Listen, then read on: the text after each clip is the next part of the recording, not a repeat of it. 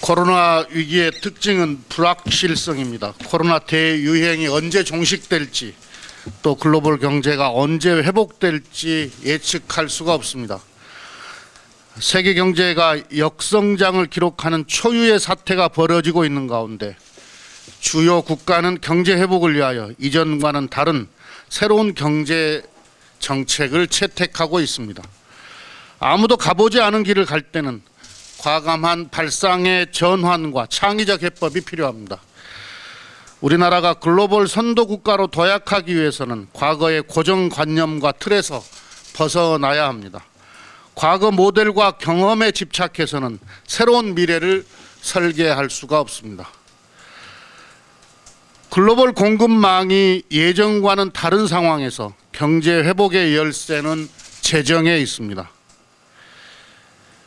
충분한 재정 투입이 필요합니다. 재정이 우리 경제를 버티고 강하고 빠르게 다시 일어서게 하는 역할을 해야 합니다.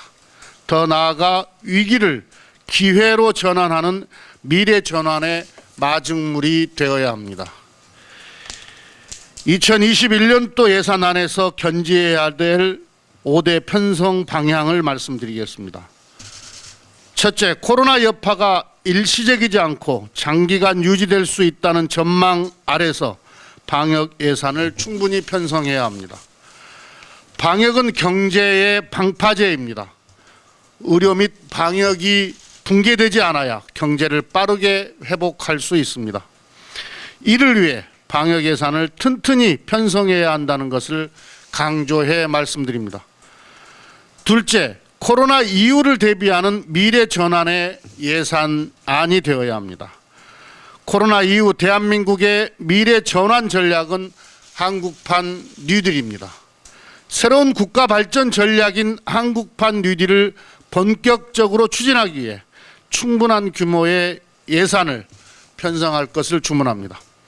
데이터댐, AI 정부, SOC 디지털화, 디지털 트윈 등 디지털 뉴딜과 그린 리모델링, 그린 스마트 스쿨, 친환경 미래 모빌리티 등 그린 뉴딜을 미래 성장을 견인할 새로운 국가 인프라입니다.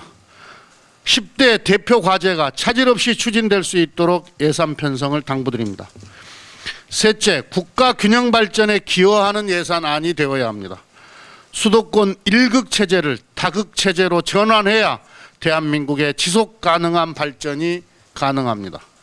국가 예산은 지역에서 새로운 산업과 일자리를 만들고 전국을 고르게 발전시키는 데 기여해야 합니다. 한국판 뉴딜도 정부가 직접 재정을 투자하는 사업의 대부분은 지역에서 이루어집니다. 지역 전략산업 육성, 광역 교통 물류망 구축 등 국가 균형 발전 프로젝트도 더욱 속도감 있게 추진해서 지역 경제를 활성화하고 지역을 보다 살기 좋은 곳으로 만들어야 합니다. 넷째, 고용 안전망, 사회 안전망 예산을 확대 강화해야 합니다. 특수고용 노동자, 자영업자 등 고용보험 사각지대를 해소하는 전국민 대상 고용보험을 점진적으로 확대해 나가야 합니다. 한국형 실업부조로서 국민 취업제도 시행도 차질 없이 준비해야 합니다. 생계급여 사각지대 해소, 긴급복지의 확대, 의료급여 증액과 건강보험 국고지원 확대, 고교 무상교육 전면 실시, 공공주택 확대 등 사회 안전망을 확충해야 합니다. 다섯째, 청년 예산의 확충이 필요합니다. 코로나로 고용에서 청년층이 가장 어려움을 겪는 것으로 나타났습니다. 미래의 희망 사다리를 튼튼히 만들어야 합니다. 청년 일자리 창출, 맞춤형 직업훈련, 생활 안정을 위한 주거 지원, 선취업 후 진학, 장학금 확대 등 교육 지원을 통해 청년이 희망을 가지고 미래를 대비할 수 있도록 청년 예산을 대폭 확충해 줄 것을 당부드립니다. 당정은 방역에 성공하고 빠르고 강한 경제 회복을 견인해서 국민의 삶을 지키는 예산안 편성에 최선을 다하겠습니다. 향후 국회 심의 과정에서도 당과 정부가 긴밀하게 협력해 나가겠습니다. 한편 올해 예산의 집행 현황에 대해서도 꼼꼼하게 점검하겠습니다.